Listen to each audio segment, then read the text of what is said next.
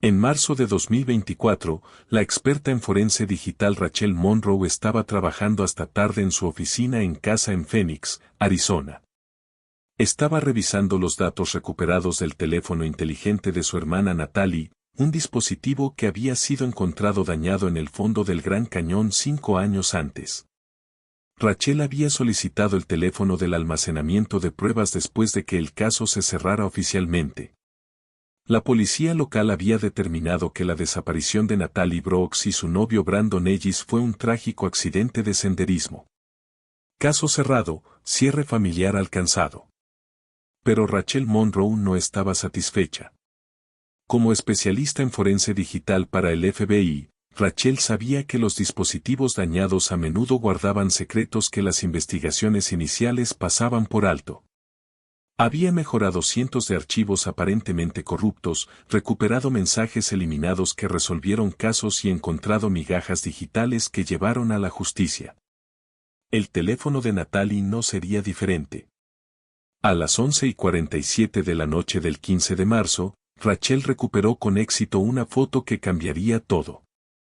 Era el último selfie de Natalie y Brandon tomado en Opie Point a las 3:47 de la tarde el día que desaparecieron. Pero cuando Rachel mejoró la imagen y ajustó el contraste, vio algo que le heló la sangre. No estaban solos. Aproximadamente a 30 pies detrás de la pareja, parcialmente oculto por la sombra y la formación rocosa, estaba la silueta de un hombre. No estaba posando para una foto de turista ni admirando la vista del cañón.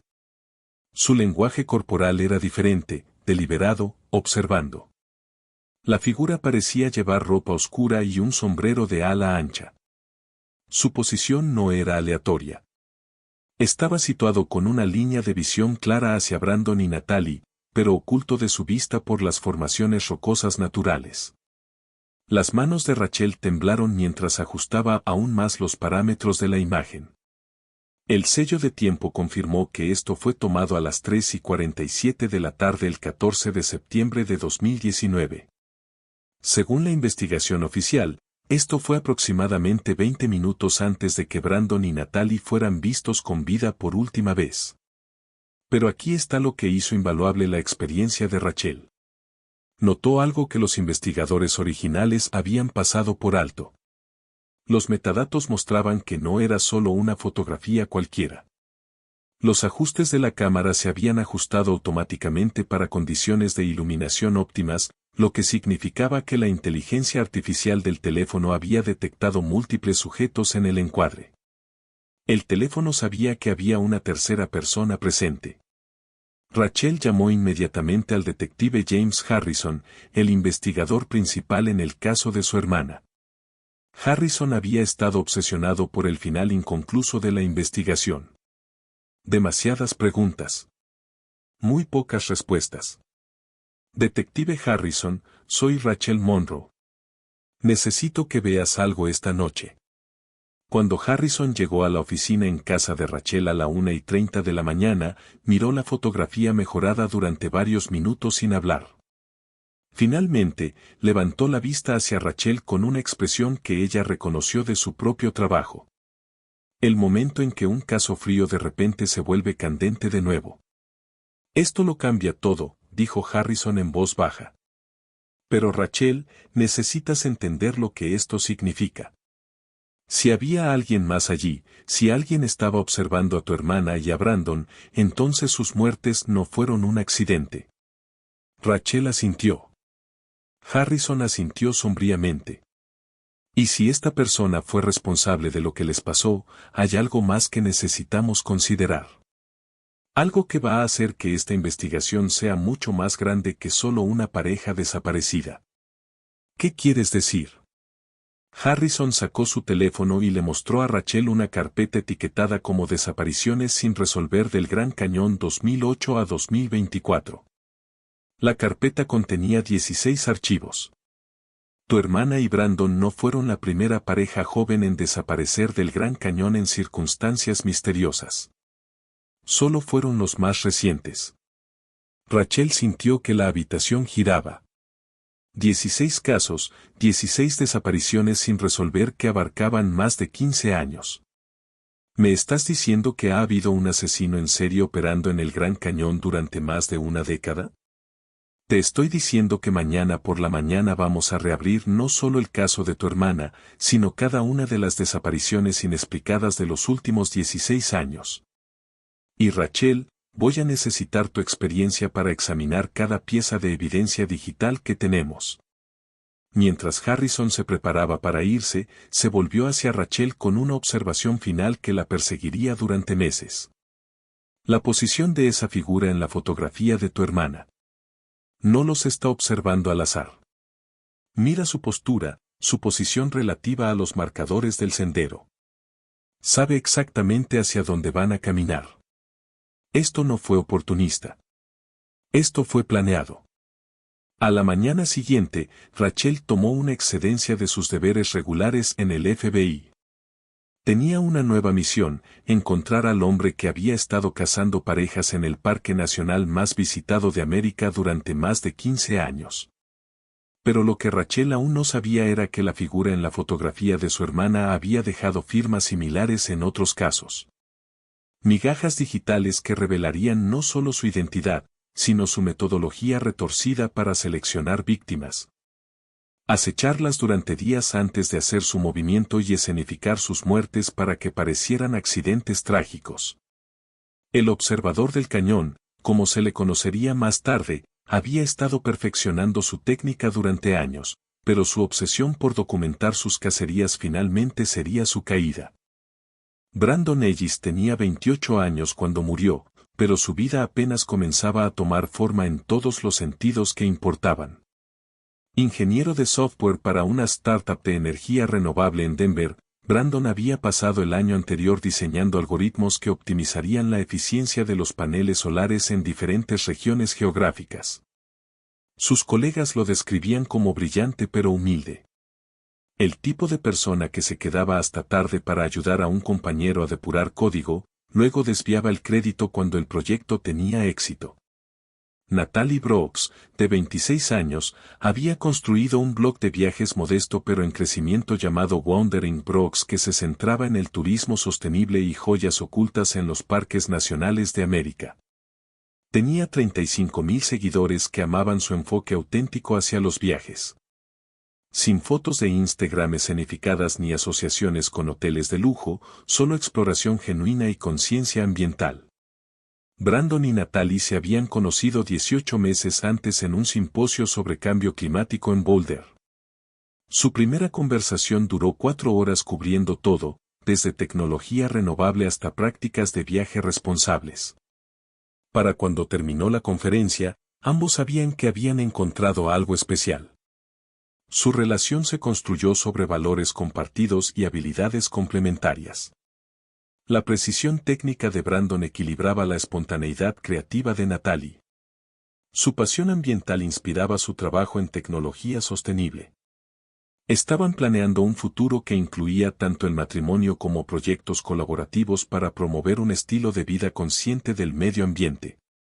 El viaje al Gran Cañón estaba destinado a ser su primera gran aventura juntos, combinando la experiencia en viajes de Natalie con las habilidades de planificación meticulosa de Brandon. Brandon había pasado 3 semanas investigando las rutas de senderismo óptimas, patrones climáticos y ubicaciones para fotografía. Creó itinerarios detallados con planes de respaldo para varios escenarios. Incluso programó una aplicación personalizada en sus teléfonos que funcionaría sin conexión, proporcionando coordenadas GPS e información de contacto de emergencia. Natalie se encargó del aspecto narrativo, planeando publicaciones de blog y contenido de redes sociales que mostrarían la majestuosidad del cañón mientras educaban a sus seguidores sobre los principios de no dejar rastro y los esfuerzos de conservación del parque. Llegaron al Parque Nacional del Gran Cañón el 12 de septiembre de 2019, planeando una visita de 4 días que incluiría tanto puntos de vista populares como senderos menos conocidos. Sus primeros 2 días siguieron el plan perfectamente. Las publicaciones en redes sociales los mostraban en Matterpoint, Desert View y Hermit's Rest. Las fotografías de Natalie capturaban tanto las vistas panorámicas como los detalles íntimos. flores silvestres creciendo en grietas de rocas, el juego de luces y sombras en las paredes del cañón. La sonrisa de Brandon mientras señalaba formaciones geológicas. Pero alguien más también estaba documentando su viaje. Lo que los investigadores descubrirían más tarde a través de imágenes de seguridad mejoradas fue que la misma figura aparecía en el fondo de múltiples fotos de turistas tomadas durante esos primeros 2 días. No de manera obvia, era hábil para mantenerse en la periferia, mezclándose con otros visitantes, manteniendo la distancia, pero estaba allí observando, aprendiendo sus patrones. El 13 de septiembre, su tercer día, Brandon y Natalie decidieron explorar algunas de las áreas menos concurridas que Natalie había investigado. Comenzaron temprano, caminando por secciones del Rim Trail que la mayoría de los turistas evitaban en favor de los puntos de vista más accesibles. La última publicación de blog de Natalie, subida a las 2:15 de la tarde el 14 de septiembre, decía, Día 4 en el Gran Cañón. Y estamos descubriendo que los momentos más hermosos ocurren cuando te alejas de las multitudes. Brandon encontró esta increíble formación rocosa que enmarca perfectamente las capas del cañón. La geología aquí cuenta una historia que abarca millones de años. A veces tienes que perderte un poco para encontrar los descubrimientos más asombrosos. La publicación incluía 3 fotografías. Brandon señalando capas de roca, un primer plano de los estratos geológicos y una toma amplia de un área llamada Opie Point que no formaba parte del circuito turístico principal. A las 3:47 de la tarde, Brandon usó el teléfono de Natalie para tomar lo que pensaron sería un simple selfie de pareja en esa misma ubicación. Ambos estaban sonriendo, genuinamente felices con el vasto cañón extendido detrás de ellos. Ninguno de los dos notó la figura posicionada a 30 pies de distancia, parcialmente oculta por las formaciones rocosas naturales. Los guardaparques determinarían más tarde que Brandon y Natalie fueron vistos con vida por última vez aproximadamente a las 4:15 de la tarde por otro excursionista que los recordaba porque estaban ayudando a un turista anciano con direcciones para volver al sendero principal. Parecían una pareja joven tan agradable, dijo la testigo, Margaret Chen, a los investigadores. Muy educados, muy conocedores del área. La joven estaba explicando las diferentes capas de roca al caballero mayor, y el joven le estaba mostrando algo en su teléfono, probablemente un mapa o GPS. Para las 6:30 de la tarde, cuando Brandon y Natalie no regresaron a su hotel, la recepción comenzó a llamar a su habitación. Para las 8 de la noche, cuando perdieron su reserva para la cena, la gerencia del hotel contactó a los guardaparques.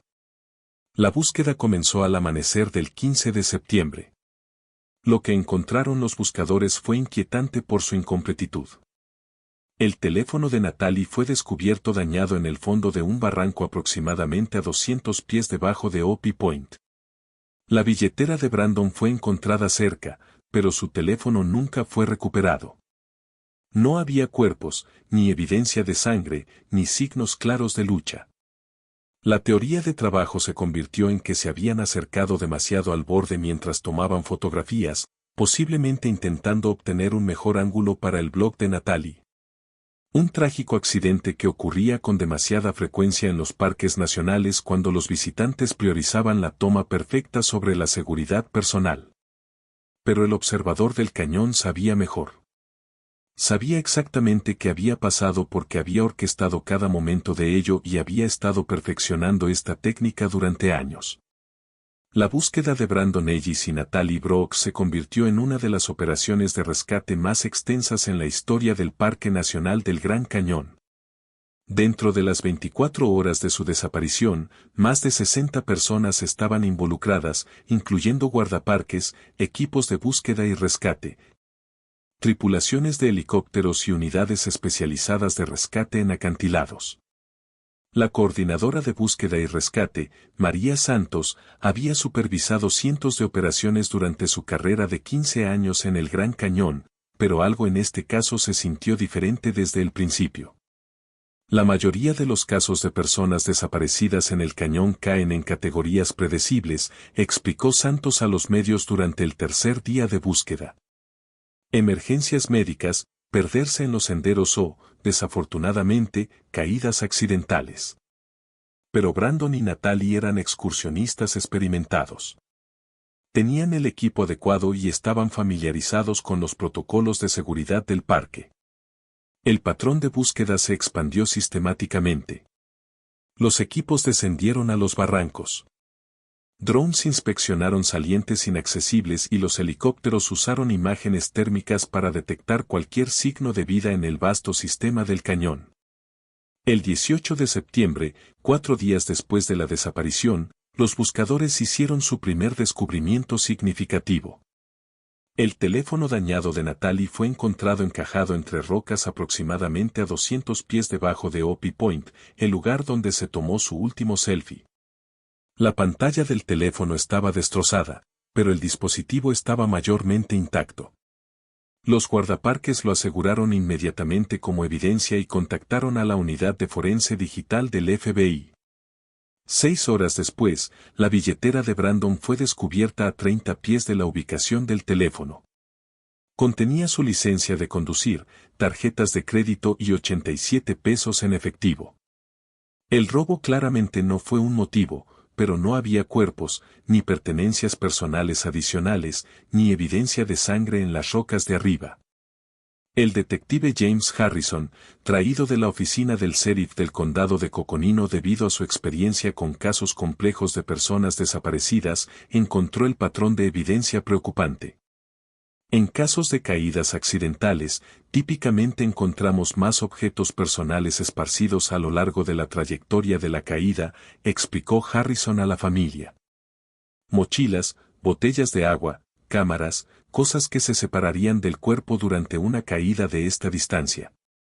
La familia se negó a aceptar la teoría emergente del accidente. Los padres de Natalie, David y Susan Brooks, condujeron desde su casa en Portland y establecieron un centro de comando en un hotel local. Organizaron partidas de búsqueda voluntarias, crearon campañas en redes sociales y ofrecieron una recompensa de $25,000 por información.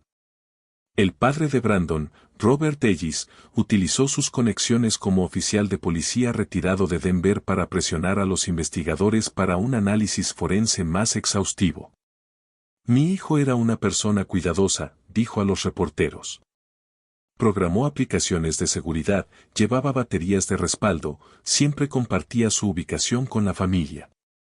Esto no encaja con su carácter. La cobertura mediática se intensificó durante la segunda semana. El blog de viajes de Natalie ganó más de 100,000 nuevos seguidores mientras la gente compartía sus publicaciones y fotos del viaje al Gran Cañón. El hashtag #encuentra Brandon y Natalie comenzó a ser tendencia en las redes sociales. Pero a medida que los días se convirtieron en semanas, la masiva operación de búsqueda comenzó a reducirse.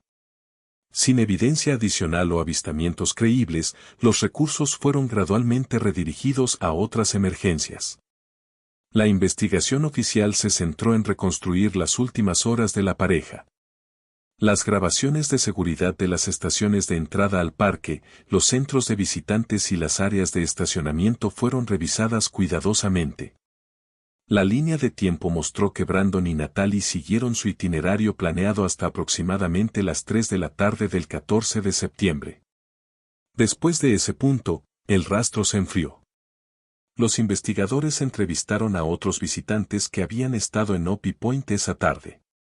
Varias personas recordaron haber visto a una pareja joven que coincidía con su descripción, pero nadie recordó nada inusual o amenazante. La investigación enfrentó un obstáculo crucial cuando no se pudo localizar el teléfono de Brandon. A diferencia del dispositivo de Natalie, que había caído en el barranco, el teléfono de Brandon parecía haber desaparecido por completo. El detective Harrison encontró esto particularmente sospechoso. En escenarios de caídas accidentales, los objetos personales típicamente permanecen juntos o siguen trayectorias similares. El hecho de que se recuperara un teléfono mientras el otro desaparecía por completo sugiere la posibilidad de la participación de una tercera parte. Sin embargo, sin evidencia física de juego sucio, la investigación gradualmente se inclinó hacia la teoría del accidente.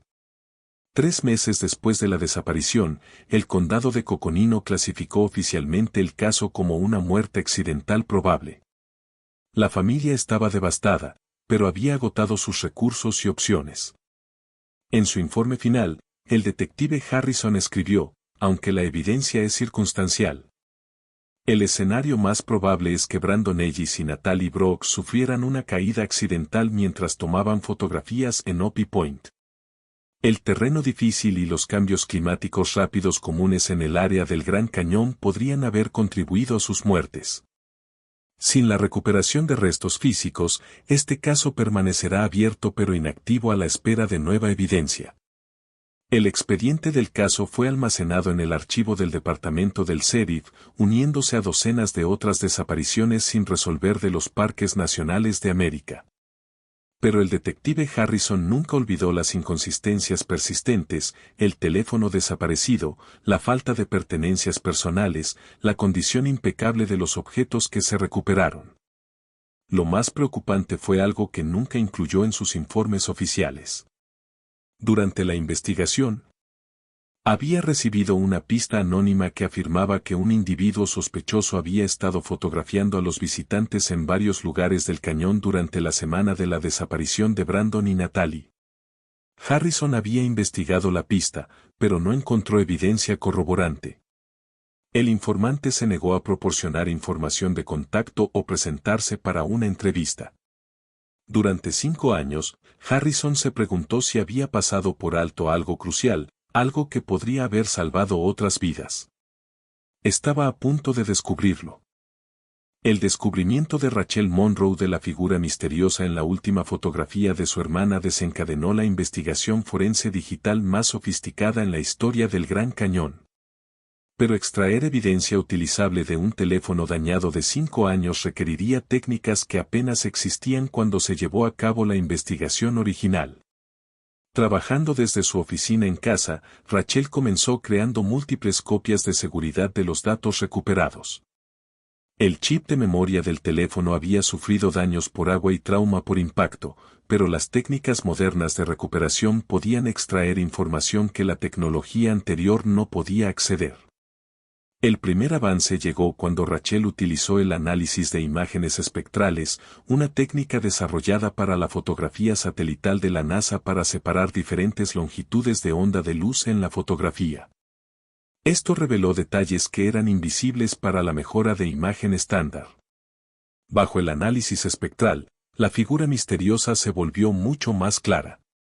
Rachel ahora podía ver que llevaba ropa de senderismo oscura, un sombrero de ala ancha y parecía llevar una cámara profesional con un lente de teleobjetivo. Pero el detalle más escalofriante fue su postura. La figura no estaba observando casualmente el paisaje ni esperando a amigos. Su cuerpo estaba inclinado directamente hacia Brandon y Natalie, y sus manos estaban posicionadas como si estuviera operando equipo de cámara. Había estado fotografiándolos. Rachel pasó las siguientes 48 horas aplicando técnicas forenses avanzadas para extraer cada detalle posible de la imagen. Utilizó algoritmos de aprendizaje automático entrenados en bases de datos de reconocimiento facial, analizó patrones de ropa e incluso examinó los ángulos de las sombras para determinar la hora y la posición exactas. Los resultados pintaron un cuadro perturbador de un acecho calculado. Basado en el análisis de sombras, la fotografía fue tomada exactamente a las 3:47 de la tarde, consistente con el sello de tiempo del teléfono. Pero la posición de la figura reveló algo más siniestro. Se había posicionado en un lugar que proporcionaba una vigilancia óptima mientras permanecía oculto de la vista de la pareja. Esto no fue al azar. Esto fue profesional. Rachel llamó al detective Harrison con sus hallazgos preliminares, pero sabía que necesitaban más evidencia para reabrir el caso oficialmente. Fue entonces cuando decidió examinar otra evidencia digital de los archivos de la investigación. Trabajando con la autorización de Harrison, Rachel solicitó acceso a todos los dispositivos digitales y medios de almacenamiento recuperados durante la búsqueda original. Esto incluía tarjetas de memoria dañadas de cámaras de otros visitantes encontradas en el área. grabaciones del sistema de seguridad de las instalaciones del parque e incluso imágenes satelitales del día de la desaparición. El segundo avance vino de una fuente inesperada, una tarjeta SD dañada encontrada cerca del área de búsqueda que nunca había sido analizada con éxito. La tarjeta pertenecía a un fotógrafo aficionado llamado Gary Chen, quien había estado visitando el cañón con su familia. La cámara de Chen había sido dañada durante las operaciones de búsqueda iniciales y se asumió que la tarjeta de memoria estaba corrupta más allá de la recuperación. Usando las técnicas avanzadas de recuperación de datos de 2024, Rachel extrajo con éxito más de 300 fotografías de la tarjeta de memoria de Chen. La mayoría mostraba fotos típicas de turistas de vistas del cañón y momentos familiares, pero la fotografía número 247 lo cambió todo. Tomada a las 11:23 de la mañana el 14 de septiembre, aproximadamente 4 horas y media antes del último selfie de Brandon y Natalie. La imagen mostraba una área diferente del cañón. En el fondo, apenas visible entre las formaciones rocosas, estaba la misma figura que Rachel había identificado en la fotografía de su hermana. Misma ropa oscura, mismo sombrero de ala ancha, mismo equipo de cámara profesional. Pero esta fotografía anterior reveló algo crucial. La figura había estado siguiendo a Brandon y Natalie durante horas, moviéndose a diferentes puntos de observación, manteniendo vigilancia mientras permanecía indetectado. Las manos de Rachel temblaron mientras mejoraba aún más la imagen. El rostro de la figura era parcialmente visible debajo del ala del sombrero, mostrando suficiente detalle para un posible análisis de reconocimiento facial. Inmediatamente subió la imagen a la base de datos de reconocimiento facial del FBI, cruzándola con delincuentes conocidos, empleados del parque y guías registrados del cañón. El sistema devolvió 43 posibles coincidencias, pero una destacó inmediatamente. Marcus Timothy Vaughan, un fotógrafo profesional de 42 años con un historial de comportamiento perturbador en parques nacionales. Vaughan había sido investigado 2 veces por fotografía inapropiada de visitantes del parque, pero nunca se presentaron cargos debido a la falta de evidencia suficiente. Su dirección registrada estaba en Flagstaff, Arizona, a menos de 2 horas del Gran Cañón. Más perturbadores eran los detalles de su pasado. Vaughan había sido empleado como fotógrafo independiente para varias revistas al aire libre y tenía razones legítimas para estar en el Gran Cañón regularmente para sesiones comerciales. Tenía acceso, oportunidad y un patrón documentado de comportamiento problemático. Pero la investigación de Rachel reveló algo aún más siniestro. Usando búsquedas avanzadas de bases de datos, descubrió que Marcus Vaughan había estado presente en el Gran Cañón durante los periodos de al menos 8 otras desapariciones inexplicadas en los últimos 12 años. El patrón era consistente.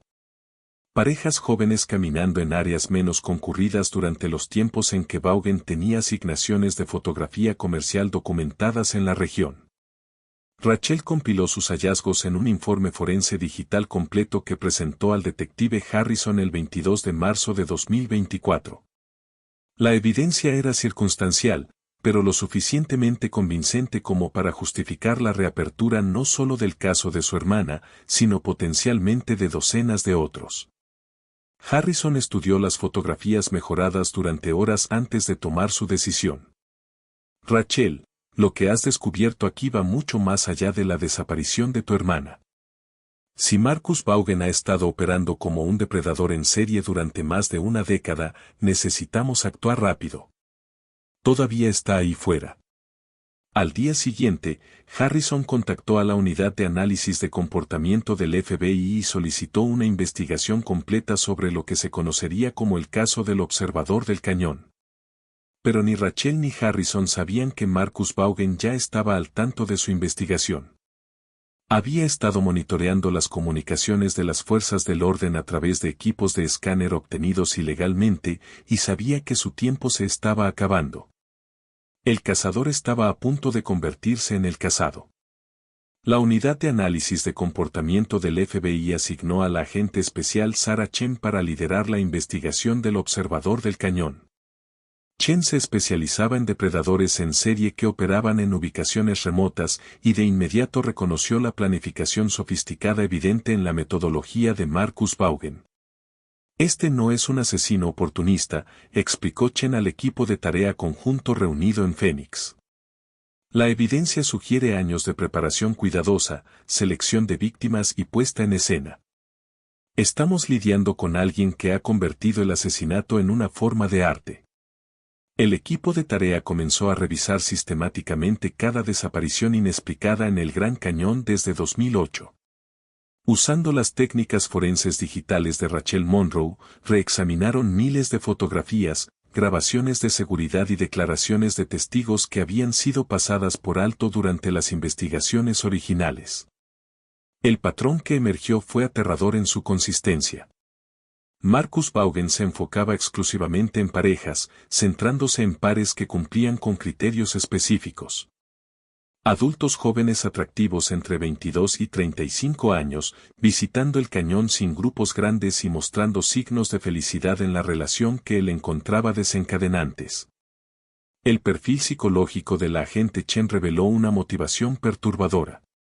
Vaughan parece estar impulsado por el resentimiento hacia las parejas que muestran afecto público.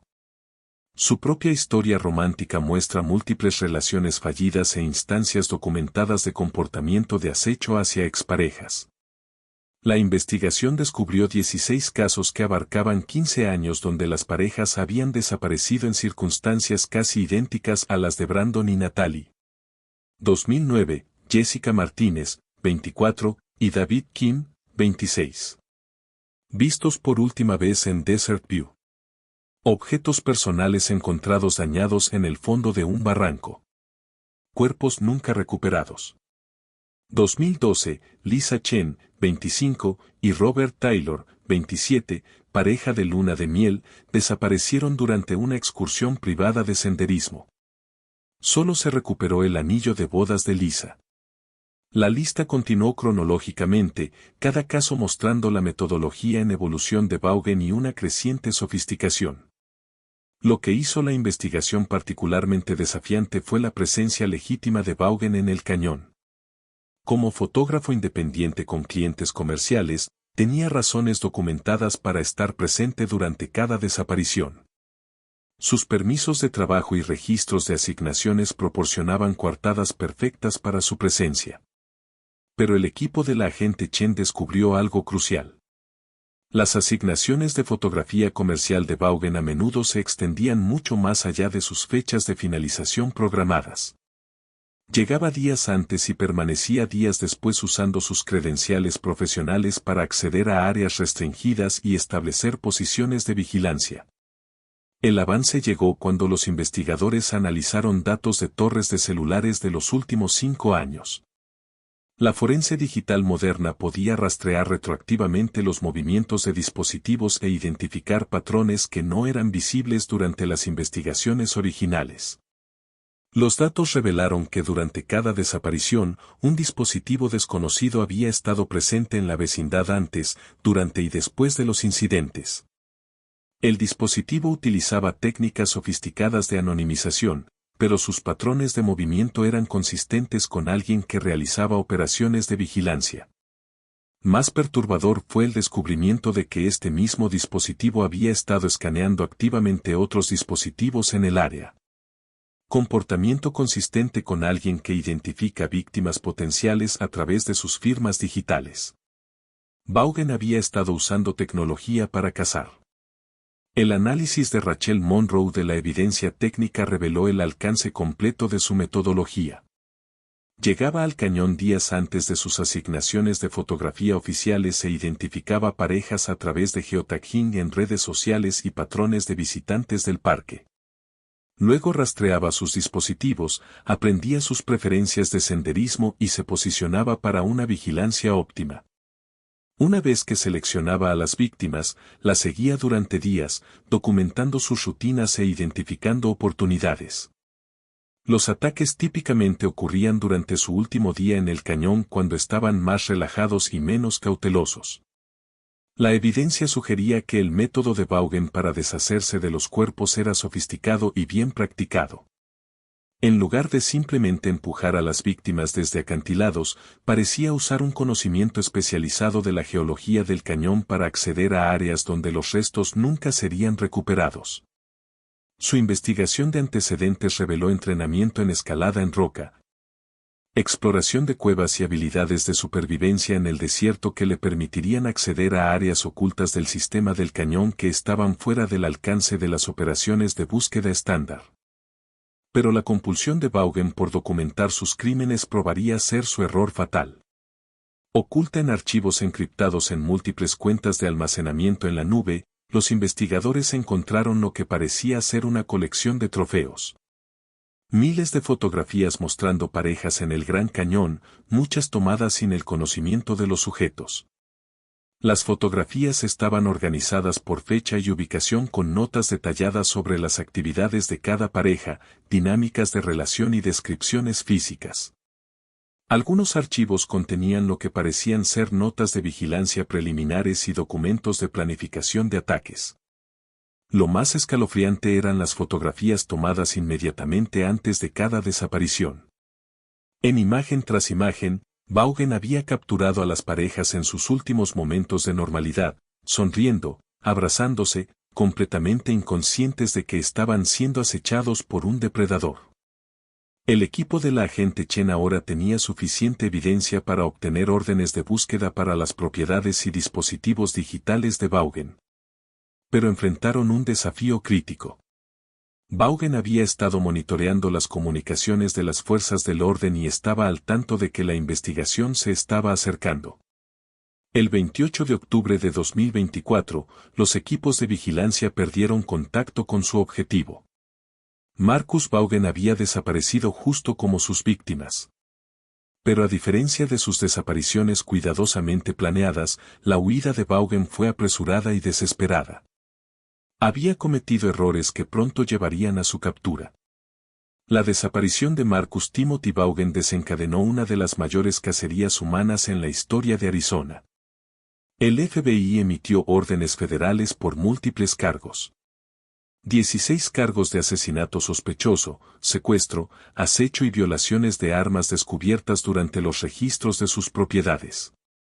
La búsqueda de la residencia de Vaughan en Flagstaff reveló la horrible extensión de su obsesión.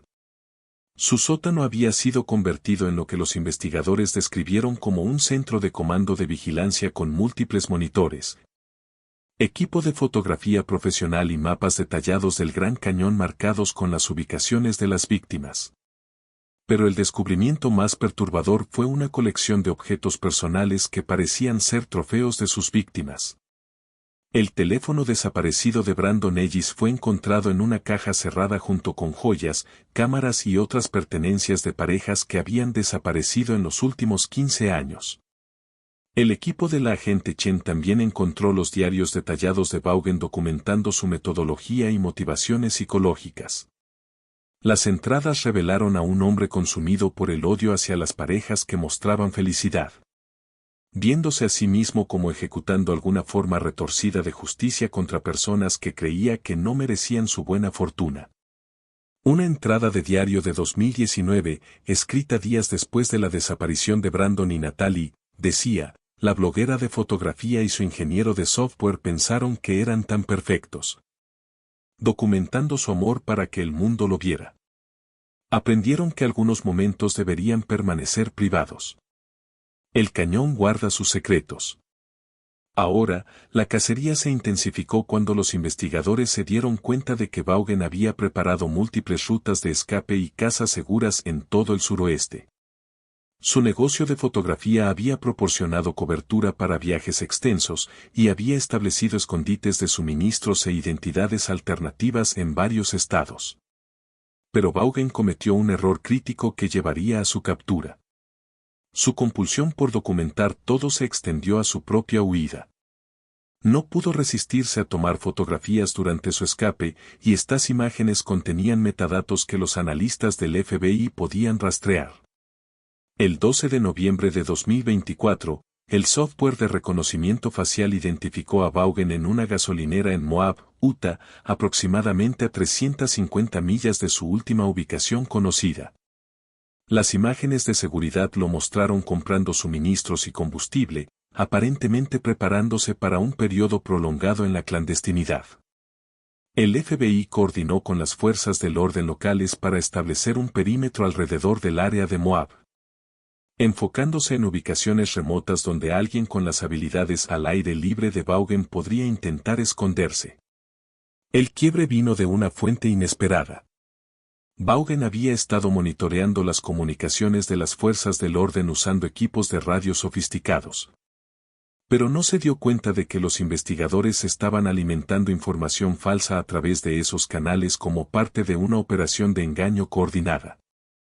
El 15 de noviembre de 2024, creyendo que los equipos de búsqueda se estaban enfocando en áreas al norte de Moab, Vaughan se trasladó a lo que pensó era una ubicación más segura en las montañas de la Sal. Los equipos de vigilancia del FBI habían estado rastreando sus movimientos a través de imágenes satelitales y estaban listos cuando emergió de su escondite. El arresto fue rápido y decisivo. Los equipos SWAT rodearon el campamento de Vaughan al amanecer, encontrándolo intentando destruir evidencia quemando fotografías y documentos. Entre los elementos recuperados estaban planes detallados para futuros ataques, incluyendo notas de vigilancia sobre parejas que actualmente visitaban parques nacionales en toda la región. Los investigadores se dieron cuenta de que probablemente habían evitado asesinatos adicionales al capturar a Vaughan cuando lo hicieron. Durante su interrogatorio inicial, Vaughan mostró el comportamiento calculado que le había permitido evadir la detección durante más de 15 años. Se negó a proporcionar información sobre los restos de sus víctimas o admitir cualquier delito, pero la evidencia en su contra era abrumadora. El análisis forense digital de sus dispositivos recuperados reveló miles de fotografías documentando sus actividades de acecho, criterios detallados de selección de víctimas y lo que parecía ser una base de datos maestra de objetivos potenciales. Quizás lo más condenatorio fue su propia documentación de los asesinatos. Vaughan había grabado notas de audio describiendo sus ataques, aparentemente para su propia gratificación psicológica. Estas grabaciones proporcionaron a los investigadores relatos detallados de cómo había matado a 16 parejas en 15 años. El método era consistente y horrífico. Vaughan se acercaba a las parejas en lugares aislados afirmando estar realizando una encuesta fotográfica u ofreciendo tomarles una foto. Una vez que ganaba su confianza y los separaba de otros visitantes, los incapacitaba usando tasers o sedantes. Luego, las víctimas eran transportadas a ubicaciones ocultas dentro del sistema del cañón que Vaughan había descubierto durante años de exploración. Eran cuevas naturales y grietas que eran inaccesibles para los equipos de búsqueda y donde los restos nunca serían recuperados. Las grabaciones de Vaughan revelaron su psicología retorcida. Se veía a sí mismo como un artista creando desapariciones perfectas y se enorgullecía de la incapacidad de las fuerzas del orden para resolver sus casos. La agente Chen describió a Vaughan como uno de los asesinos en serie más metódicos que había encontrado. Combinó las capacidades de planificación de un asesino organizado con un conocimiento íntimo del terreno y acceso legítimo al coto de caza. Es notable que fuera atrapado en absoluto. La investigación también reveló que Vaughan había estado escalando sus actividades. Entradas recientes en sus diarios sugerían que estaba planeando expandir sus operaciones a otros parques nacionales y había comenzado a desarrollar nuevas técnicas para la eliminación de víctimas. El 20 de noviembre de 2024. Marcus Timothy Vaughan fue acusado formalmente de 16 cargos de asesinato en primer grado junto con cargos federales relacionados con crímenes cometidos en propiedad federal. Debido a la evidencia abrumadora y la naturaleza atroz de sus crímenes, los fiscales anunciaron que buscarían la pena de muerte. Pero para las familias de sus víctimas, la captura de Vaughan fue solo el comienzo de un largo viaje hacia la justicia y el cierre. Muchas preguntas permanecían sin respuesta, particularmente con respecto a la ubicación de los restos de sus seres queridos. Rachel Monroe había logrado su misión de encontrar al asesino de su hermana, pero la victoria se sentía vacía sin la posibilidad de llevar a Natalie y Brandon a casa para un entierro adecuado. El juicio de Marcus Timothy Vaughan comenzó el 15 de marzo de 2025, exactamente un año después del descubrimiento de Rachel Monroe de la figura misteriosa en la última fotografía de su hermana.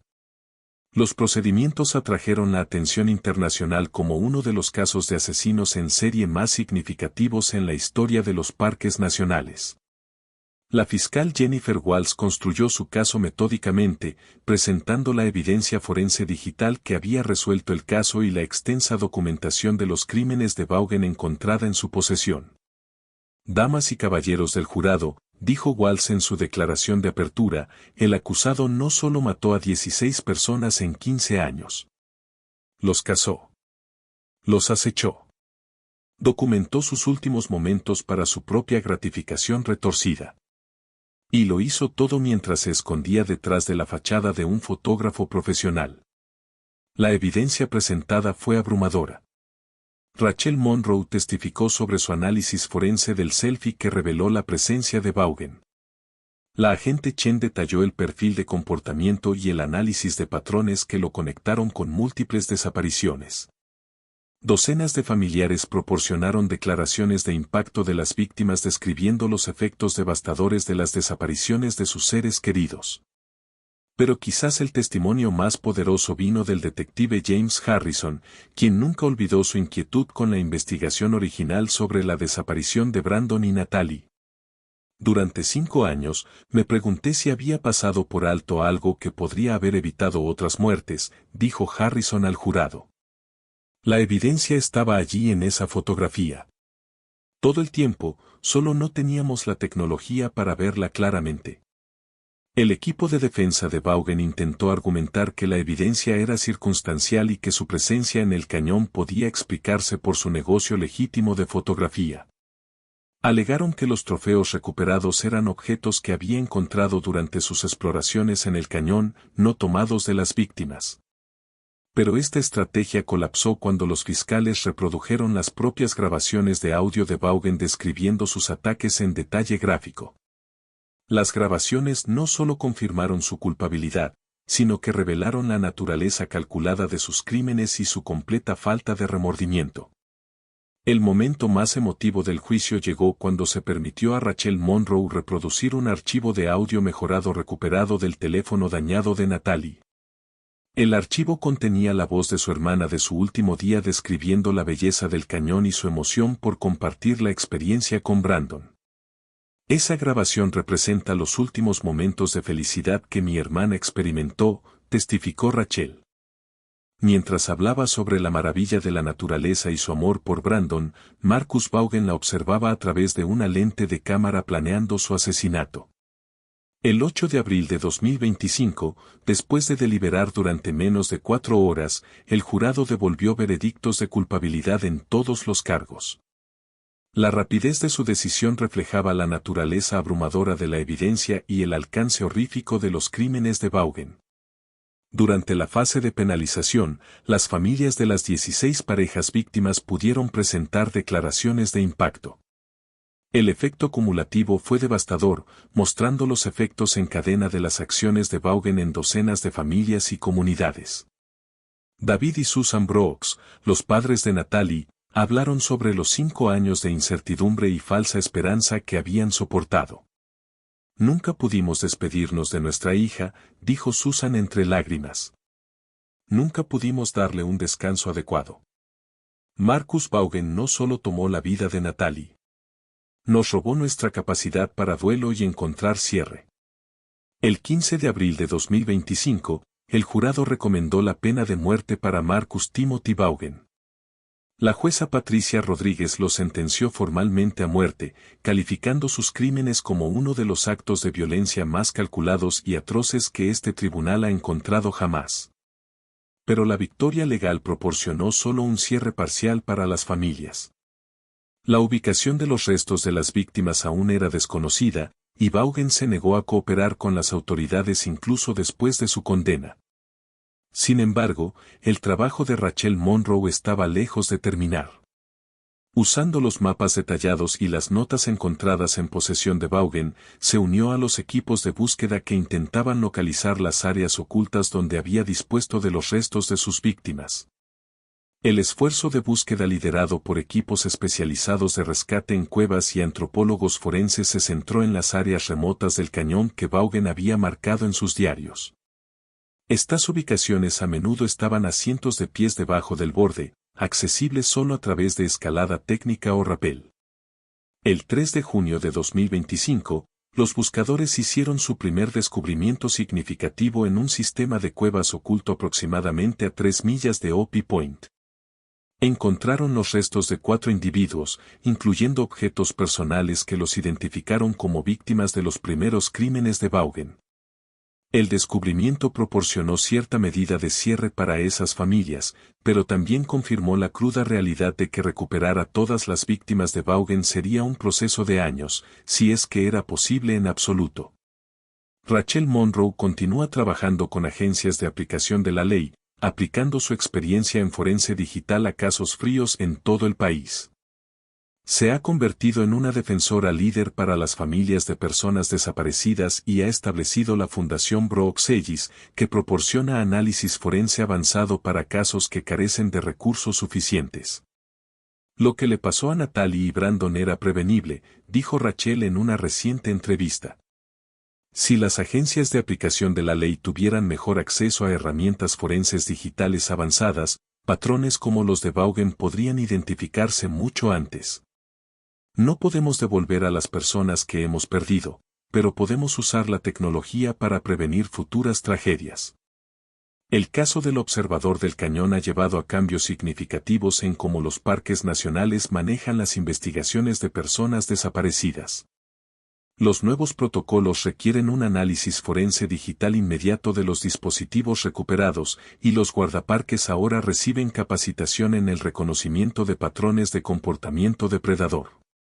Marcus Vaughan permanece en el corredor de la muerte en la prisión estatal de Arizona, donde continúa negándose a cooperar con las autoridades que buscan localizar los restos de víctimas adicionales.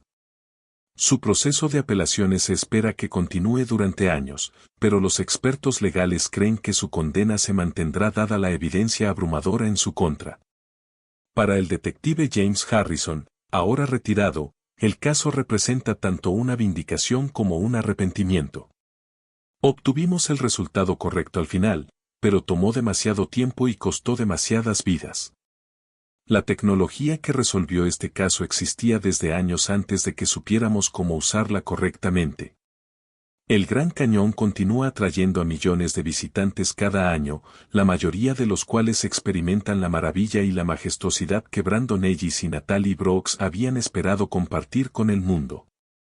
Pero para aquellos que conocen la historia completa, el cañón guarda secretos más oscuros en sus profundidades. Rachel Monroe visita Opie Point cada año en el aniversario de la desaparición de su hermana. Trae copias mejoradas de ese último selfie, la imagen que resolvió el caso pero no pudo salvar las vidas ya perdidas. Natalie quería mostrar a la gente la belleza de este lugar e inspirarlos a protegerlo, reflexiona Rachel.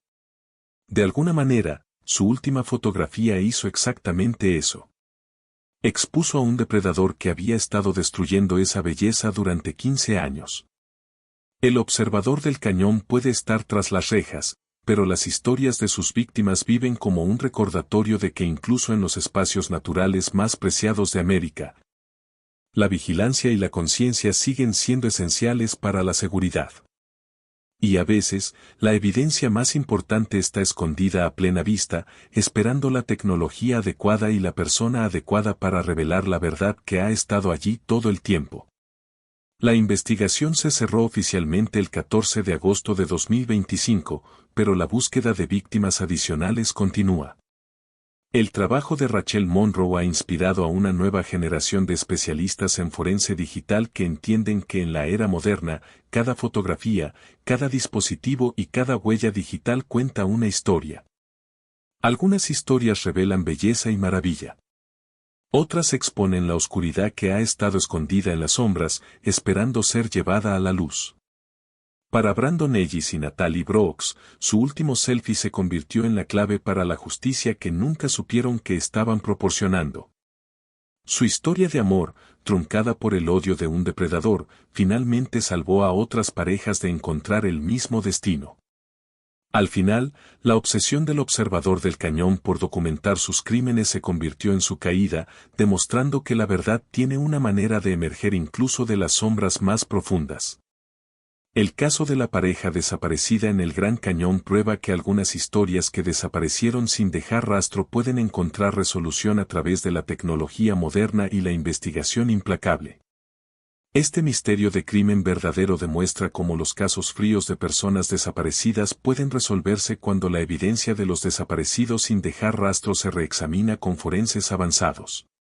La dedicación de Rachel Monroe al misterio de la desaparición de su hermana muestra que los casos de personas desaparecidas sin resolver nunca se cierran realmente para las familias que buscan respuestas. El caso del observador del cañón sigue siendo uno de los misterios reales sin resolver más escalofriantes en la historia de los parques nacionales, donde las personas desaparecidas se convirtieron en víctimas de un depredador calculado. Esta historia de suspense sobre personas desaparecidas nos recuerda que las desapariciones misteriosas pueden ocultar verdades siniestras y que las técnicas de investigación de personas desaparecidas continúan evolucionando para resolver archivos de casos fríos que parecían desesperanzadores. Suscríbete para más historias de crímenes verdaderos, desapariciones y misterios sin resolver que te mantendrán al borde de tu asiento.